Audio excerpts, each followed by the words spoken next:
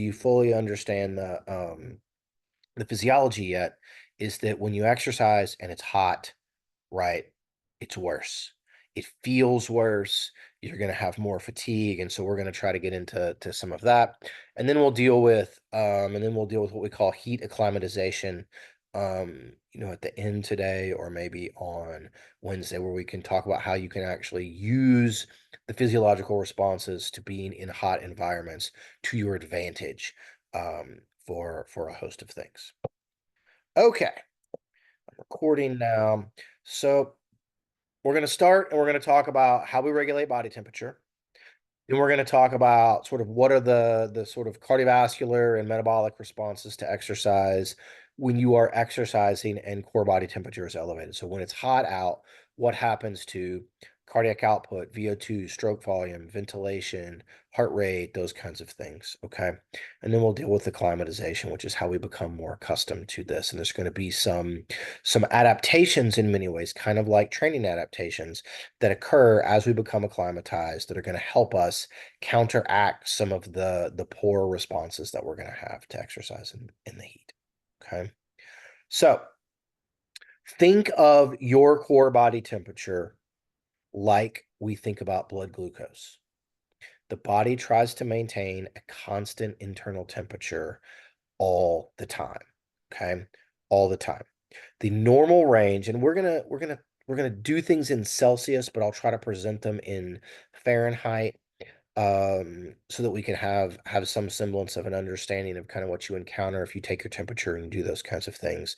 But the normal range of core body temperatures is somewhere from about 36 to about 38 degrees Celsius. Okay. That corresponds to about 97 to 100 degrees Fahrenheit. So most people, even though we say that normal body temperature, normal core temperature, at least if you take it like under your arm or in your mouth, is about 98.6. Few people are rarely like exactly 98.6. Everybody's going to vary and run around. Okay. Core body temperature is a reflection of the net of heat production by your body, or heat sort of being brought in from an external environment, and our ability of our body to lose that heat, our ability to sort of rid ourselves of that, as we work around, okay, to try to maintain it in the same place that we want it to be. Okay. So think of core body temperature as a scale, as a balance, if you will. Okay. That your body gains heat from metabolism. Remember that we are wildly inefficient metabolically. And so one of the big byproducts of metabolism is heat production. Okay. So we're going to make a lot of extra heat, and we have to be able to do something with all of that. That heat is going to try to warm us up. And then it's our metabolic internal heat production, and then any heat that we're going to gain from the environment.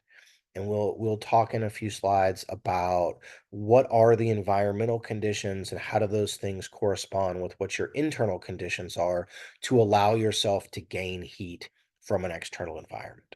Okay. Generally, generally, the external environment has to be hotter, or be giving off more heat than what our internal environment already possesses for it to want to go in. Okay. So think of that in that way, in that way about like, I need to go take a hot shower or a hot bath or something, that the water needs to be warmer than your internal core body temperature in order for you to take that heat on. So we'll get into why environmentally, at least outside, that there are going to be times when it's not 100 degrees, but that the environment is we're gonna take on heat from the environment. So there's some other factors that go into that. Okay. On the other side of our scale, basically, is the way that the body tries to lose heat.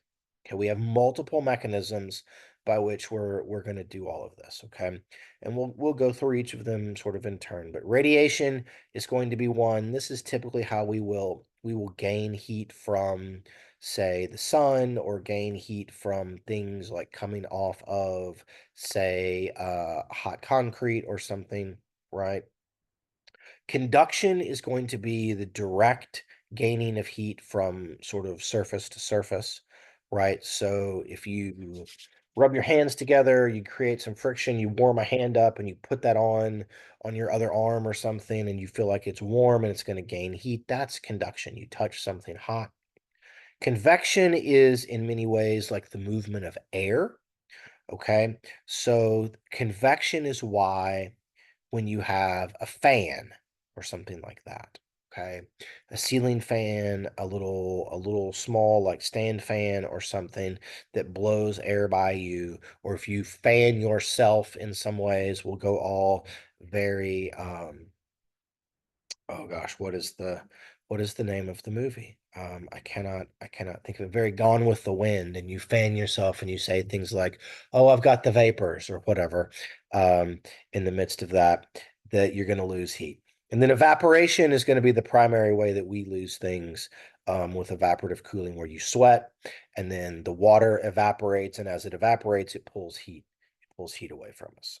Okay, so if we look at the modes of transfer, this kind of just gives a definition of what I was saying.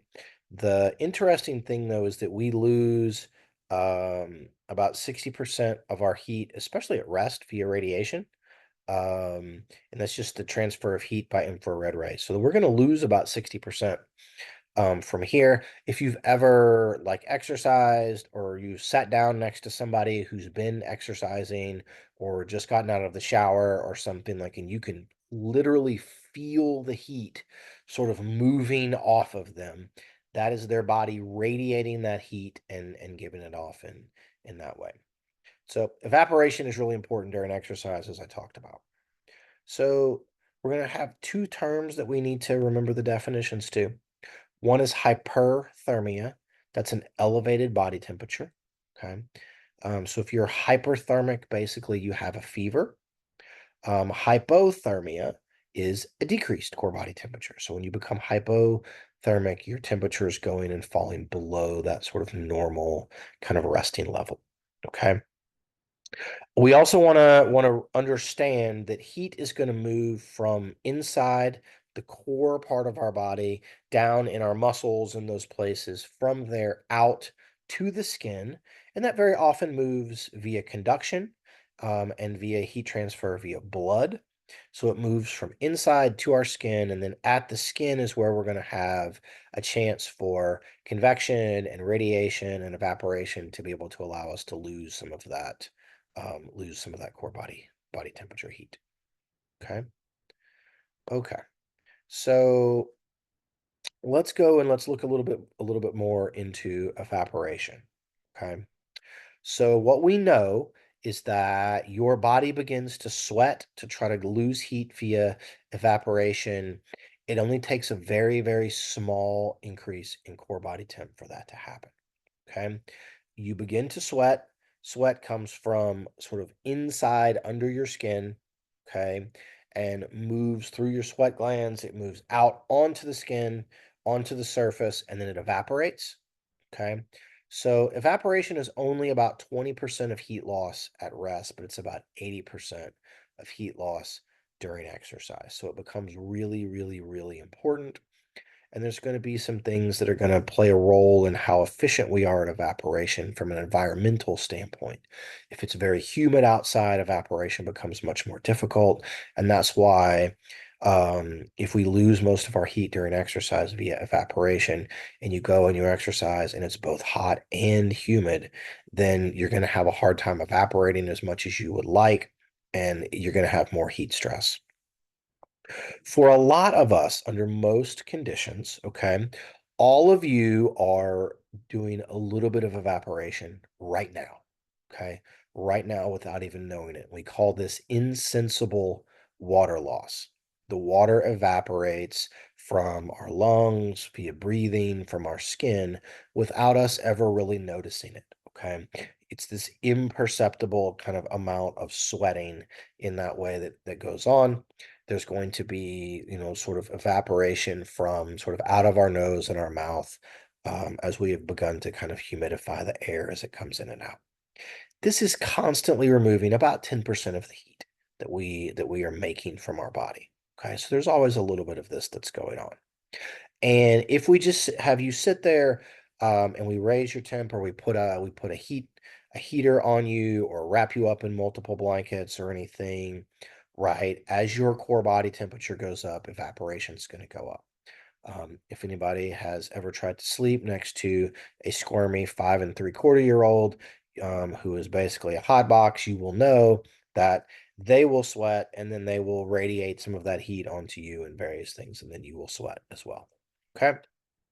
So this just shows kind of how we are making heat in our muscles. We're going to conduct it from in the muscles through the skin to the surface, and we may lose a little bit that way, right? Here's our sweat glands.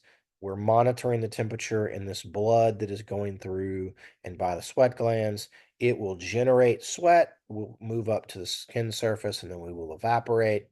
If there's air flowing by our skin, that's going to help us lose some of this that has gotten up here via convection. And then we're always going to be radiating out a little bit, especially if the skin is warmer than the air temperature, which most often it's going to be. So we're going to lose some via radiation that way. All right. So I mentioned a few minutes ago about the role of humidity. We've got to be really, really, really careful about humidity, especially during exercise. But we define humidity as water vapor or the water content in the air. Okay. So there is this gaseous water that is going to exist in the air. And so it is one of, if not the single most important thing for our perception of thermal stress as it relates to exercise. Okay. In instances where there is very high humidity, okay, there's lots of water vapor in the air, we cannot evaporate as efficiently because normally when we evaporate, the water vapor is going to want to move from an area of high concentration to low concentration. So if humidity is low under normal conditions, it's low in the air, it's high because you have actual water on your skin, it will want to evaporate and much more easily move from your skin out into the air. Okay. When there's lots of humidity in the air, though, that gradient shrinks. As the gradient shrinks, then it becomes much more difficult for us to evaporate. And so that's why, regardless of the outside temperature, if you get a day where it's very humid, like it is right now, and you were to try to go and exercise, even though it's not particularly warm right now, it's in the upper 60s, you're going to feel pretty yucky because it's going to be hard to evaporate and lose heat from your skin because of that high level of humidity. Now, conversely, in very dry environments, like if you go to a desert, you go to higher altitudes and those sorts of things, evaporation oftentimes occurs so quickly that it won't even be perceived, right? If you go in kind of hot, dry places, you go to Arizona, you go to Nevada, go to places in California where there's very, very low humidity, okay?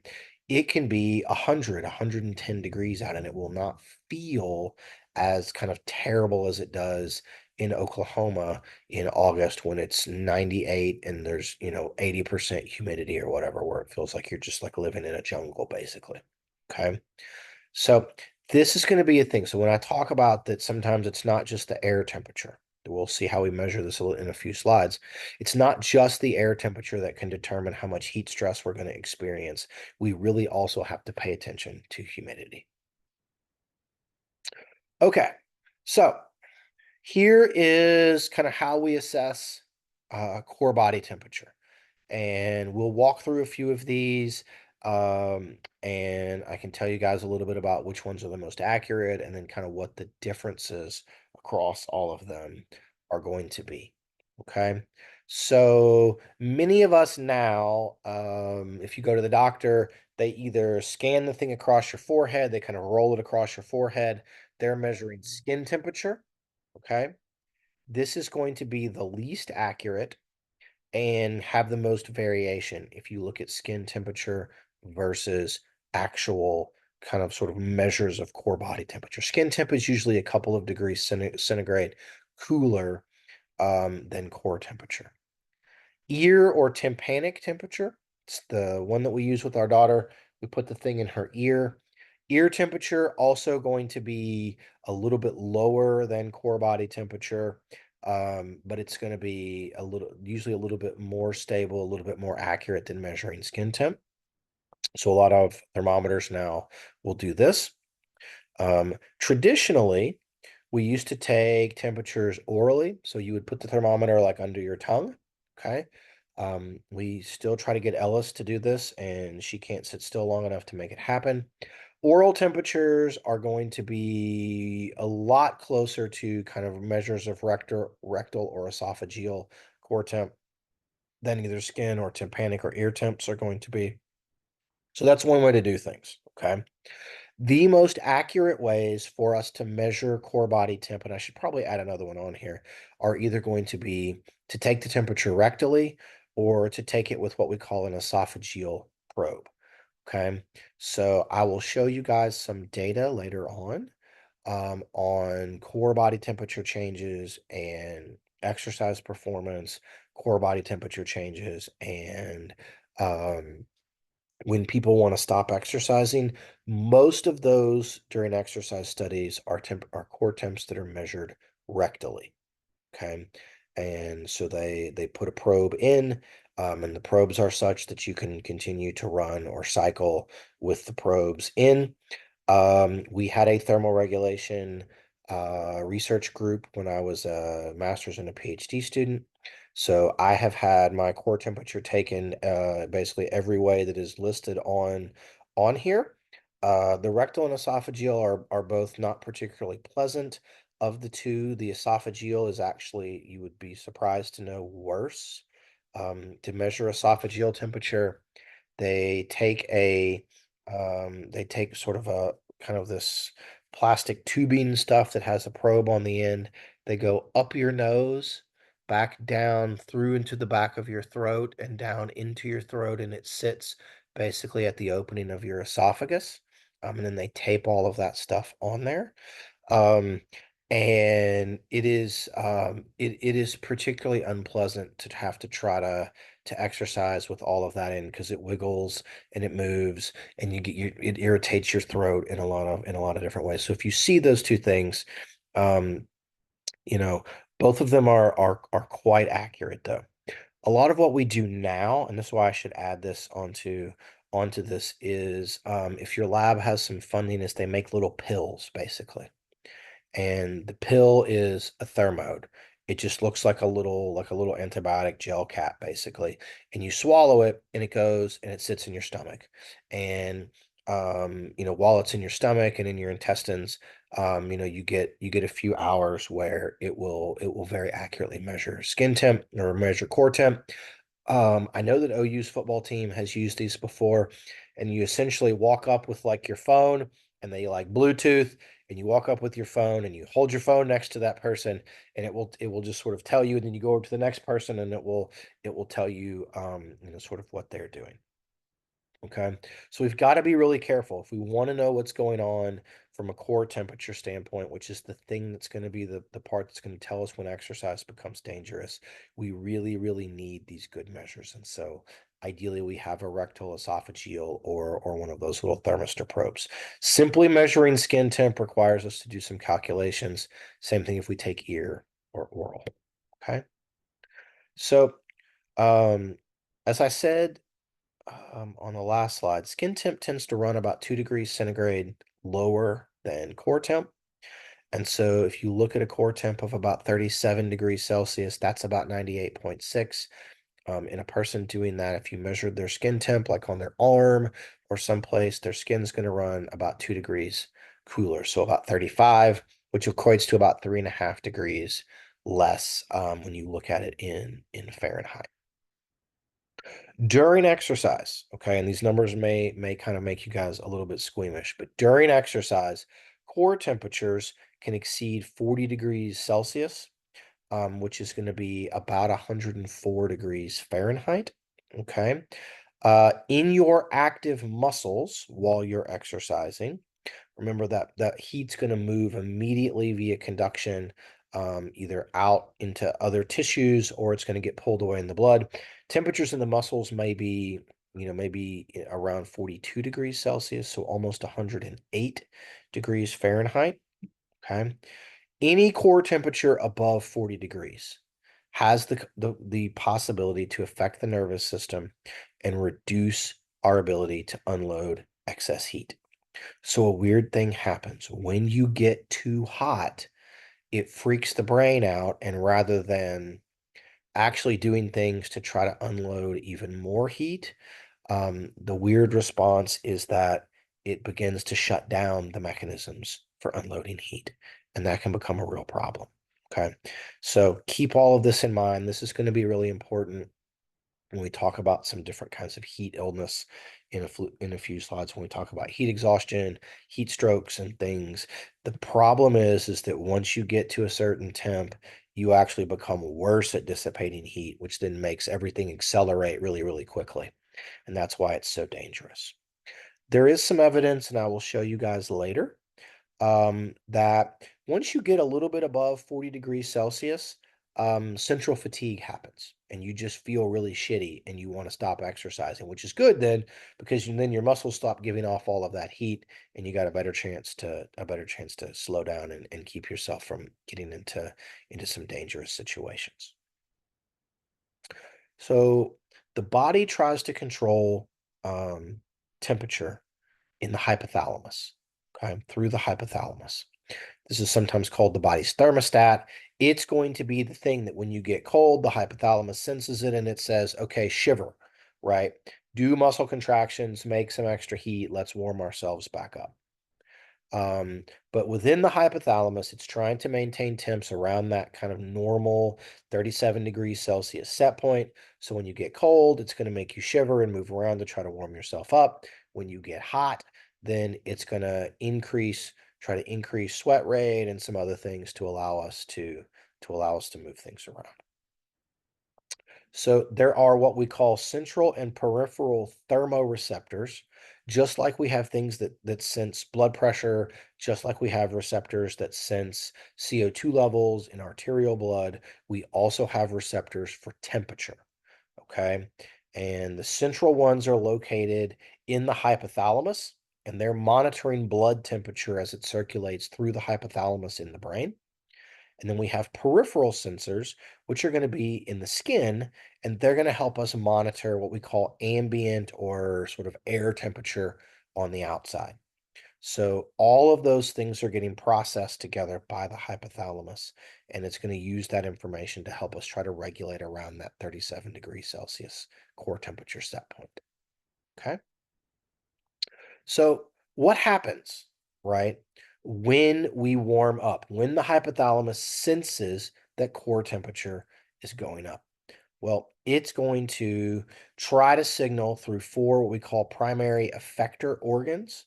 Okay. It's going to primarily signal to the sweat glands and increase the production of sweat. So when core temperature goes up, sweat glands get activated via the hypothalamus, and then via increases in temp in either the blood or the skin, we start sweating more. That helps us hopefully to dissipate more heat um, in um, in the hypothalamus. So you cool off on the outside, you're giving off that internal heat, which will eventually then lower blood temperatures, which is what the hypothalamus is sensing. To help us with sweating and to help us by bringing blood to the surface to maybe lose some heat via convection, radiation, or conduction, the hypothalamus will tell smooth muscle in the arterioles that lead to the skin to vasodilate. Okay, that gets us more flow to the skin, right? And if you're really, really cold, I guess the opposite will happen. It will constrict and we'll get less flow to the skin.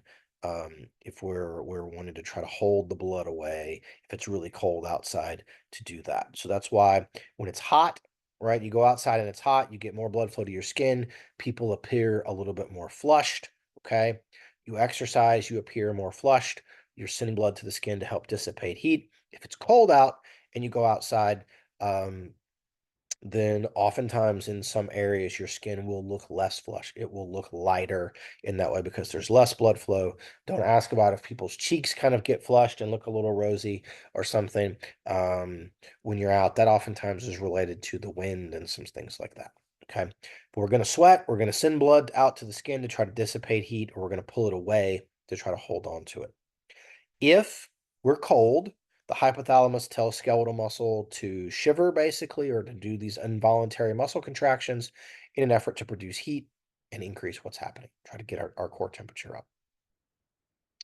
Um, we can also, when you are cold, stimulate some endocrine glands, things like thyroid, try to increase thyroid hormone. You'll tend to increase epinephrine and norepinephrine, and that will try to increase metabolic rate and thus increase heat production as well. So the first two are kind of primary things that happen to help us lose heat, and then these are going to be things that are going to help us try to hold on to or gain heat if we're cold.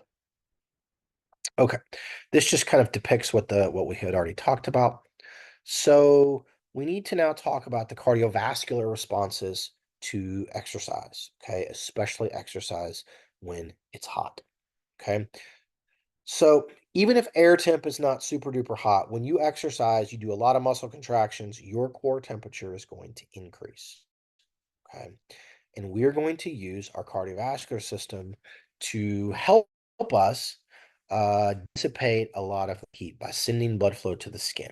Okay. And we're going to use the blood to pick up all of that heat and transport it from our muscles out to the skin. Okay. So, what is going to change? Okay. Well, what's going to happen is we begin to get a competition between our muscles and our skin for where the blood is going to go. And as that begins to happen, especially as blood begins to go more and more to the skin, it's going to have some impacts on stroke volume.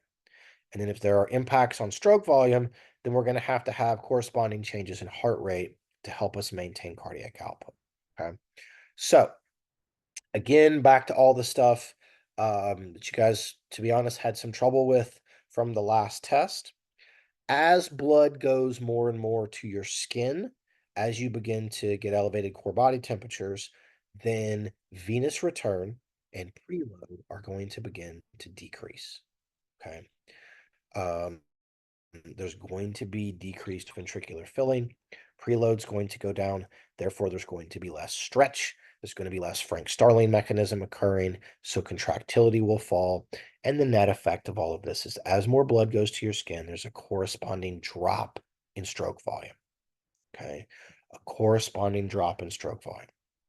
As stroke volume falls, in order to maintain cardiac output. So we need a certain amount of cardiac output in order to maintain a certain metabolic rate, a certain VO2, right? Again, the Fick equation, VO2 is cardiac output multiplied by AVO2 difference. So if stroke volume is going down, heart rate has to go up in order to keep cardiac output constant. And so in exercise in the heat, stroke volume falls, heart rate goes up to maintain cardiac output. And so if you look then, what that looks like is you go for a walk, you go for a jog, you go for a bike ride when it's hot out, okay? And as core temperature begins to increase, your heart rate is going to begin to creep up and up at any given work rate compared to what it was if it was cooler or you were in a thermoneutral environment, okay? That's going to be our problem.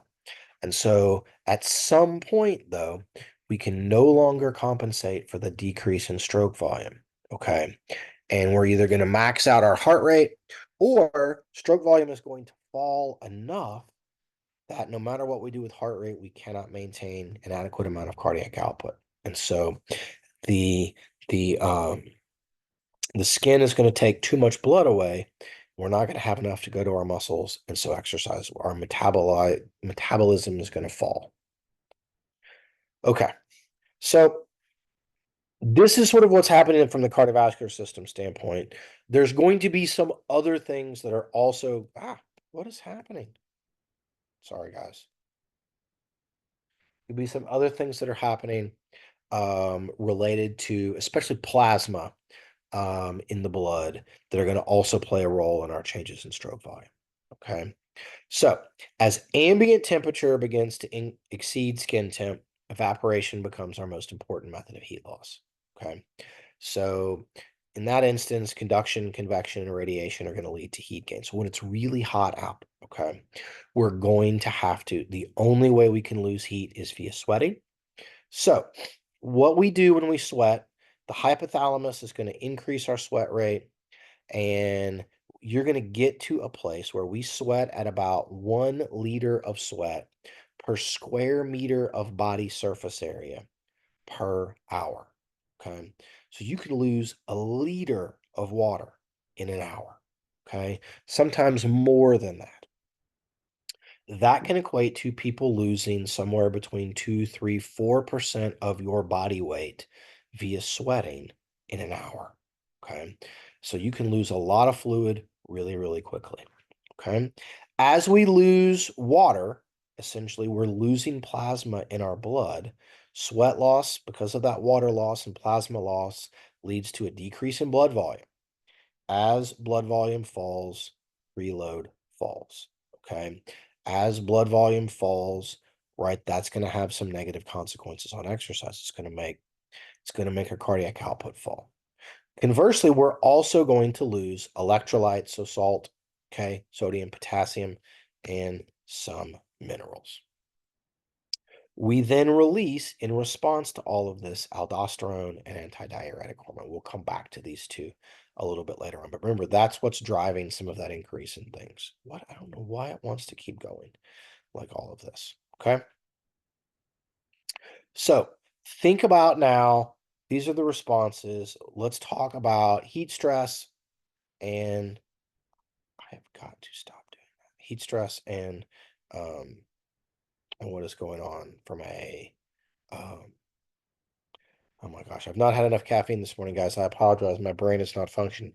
Heat stress and health. Okay. So, heat stress and sort of bad outcomes. What is going on? Why is this moving? We've got to consider air temperature, humidity. Is there wind? Okay, so air velocity, and then thermal radiation. Like, what does cloud cover look like? What kind of ground are we operating on in that way? And so, for us to understand what is going on from a heat stress standpoint today, we need to go out and measure something that's called a wet bulb globe temperature. Okay, so a wet bulb globe is a specialized thermometer that is going to try to account for all of these things that we have to consider here. Okay. It has a thermometer that's measuring air temperature. It has a second thermometer that is perched above a little glass of water. So it's measuring the extent to which we can evaporate. Okay. And then we have this globe temperature in here, which is helping us to measure sort of radiative heat and some things. And so it takes all of these things, air temp, okay, globe temp for radiation, and then temp from the extent we can evaporate here, puts them all together, and we arrive at some wet bulb globe temperature. And then there's a range on those temperatures of sort of what we're gonna end up at. Okay. So it simultaneously accounts for conduction, convection, evaporation, and radiation. So the dry bulb is this one, right? It's the one measuring pure dry air temperature. Okay. The wet bulb is measuring the temp as water evaporates. Okay.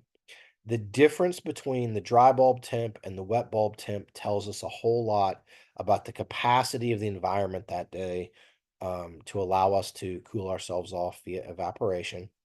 And then the black globe, okay, is going to tell us about absorbed heat via radiation. So, kind of what is the environmental conditions for us gaining heat via radiation.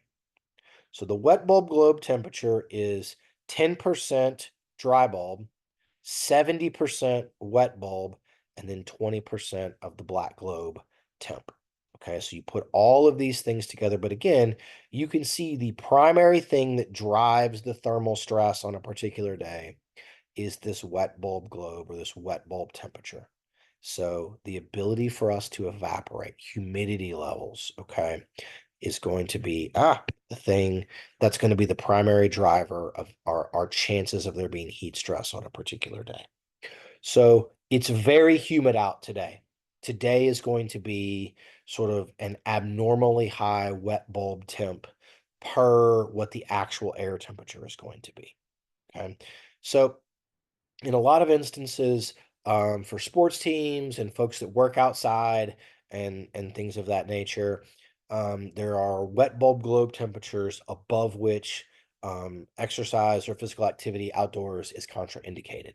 And so, like I know that OU's football team and other teams, they will check what the wet bulb globe temperature is before practice on a particular day.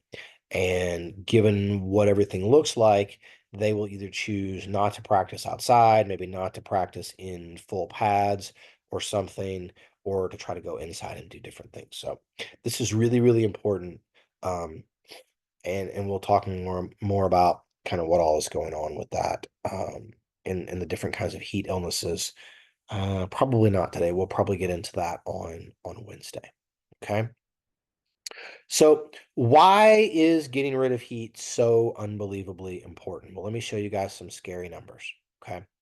If a person expends 10 kcals per minute, so 10 calories a minute, okay, that equates basically to 600 calories in an hour. Okay. That's basically covering 6 miles, right, in an hour. This is jogging at 6 miles an hour. Okay. It's like a 10-minute per mile pace. Okay. Not that fast. Then if you could not dissipate heat in 1 hour, you would raise your core body temperature by 7, almost 8 degrees Celsius. Okay. Almost 8 degrees. If you're at 37, if we clear 40, there's a chance you can be in trouble. So almost 8, you would essentially be dead within an hour if you could not dissipate heat. Okay. So the primary way that we try to get rid of this heat is via sweating, so evaporation via sweating. And so there is a threshold temperature. Okay. In most people, sweating begins at an internal core temperature of about 37.3 degrees Celsius. Okay. So almost as soon as you start warming up, you're going to begin to sweat. Okay. That threshold, the temperature at which sweating begins, is one of the primary things that gets changed as you become better trained and acclimatized to doing things when it's hot outside. You will lower that core temperature, or that threshold temperature at which you will begin to sweat. Okay. So what we see is that core temps increase in relation to oxygen consumption during exercise, which should make perfect sense, right? Oxygen consumption is measuring oxygen use in metabolism. One of the other byproducts, or the other primary byproduct of metabolism, is heat. So as metabolism, or VO2, increases, heat production increases, which is going to lead to a corresponding increase in core body temperature. Okay. So your increase in temp, or increase in internal temp, is very much dependent upon work rate. So jogging, you're going to increase your core temp more than walking, jogging fast more than jogging, etc., etc. Okay. So I remember I told you guys I was going to show you all some data. Okay. These are some data that were published in the mid 1970s. Here is relative percentage of VO2 max, right? So this is our ability to take anybody, regardless of fitness, regardless of kind of overall VO2 or body composition. And then here is a rectal temperature in them that they were measuring during a VO2 max test. And you will see that it's not exactly linear, but it's kind of a little bit curvilinear, but it's very much as oxygen uptake goes up, internal heat production goes up, and that leads to a corresponding increase in core body temperature. Okay. So as you will note, a lot of people here near VO2 max are actually a little bit over 40 degrees. That's okay. That's not going to cause us too much problems, but if it sustains at that area or a little bit higher for some kind of prolonged period, it can get to be really, really dangerous. Okay. We're gonna stop here, guys.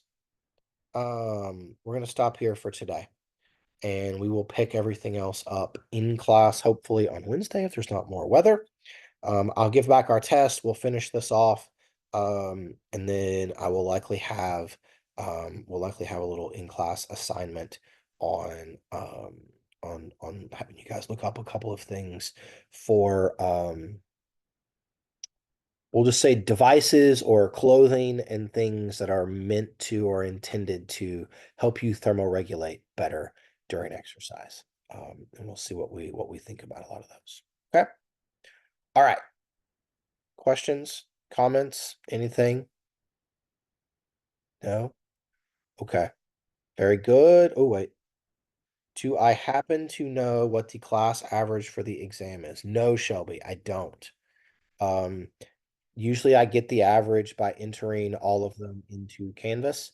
Um, and so I can enter them all into a spreadsheet and calculate that before before Wednesday. But my guess is it's probably in the high 70s for the class average. It's going to be my guess. So um, there seems like there's not a lot of in between. People either basically made an A or there's almost no Bs that I can think of. There's very, very few. People were in like the kind of down in the 70s. So that's gonna tell me that we're probably kind of lurking in that area. Okay. Okay. We will see you guys on see you guys on Wednesday.